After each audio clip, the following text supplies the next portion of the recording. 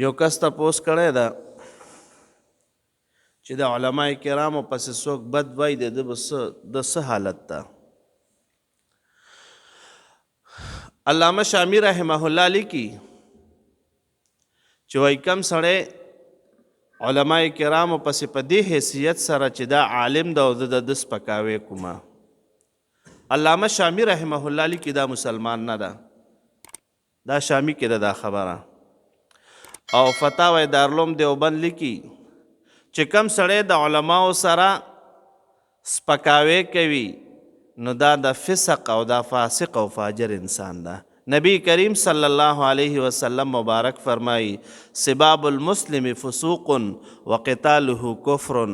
عام مسلمان ته کنزل کول دا فسق ده، عام مسلمان ته کنزل کول فسق ده.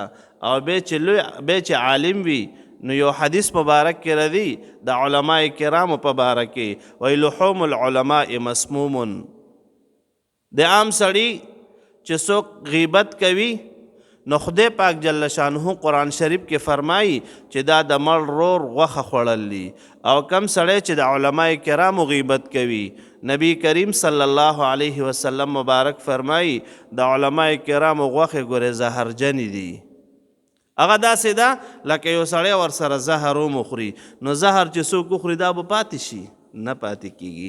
دا کرنګې څوک چې د علماء کرامو سپکاوی کوي او یا د علماء کرامو توهین کوي د دې حیثیت نه کوچاو کو چې دا عالم ده او د ځکه توهین کوم.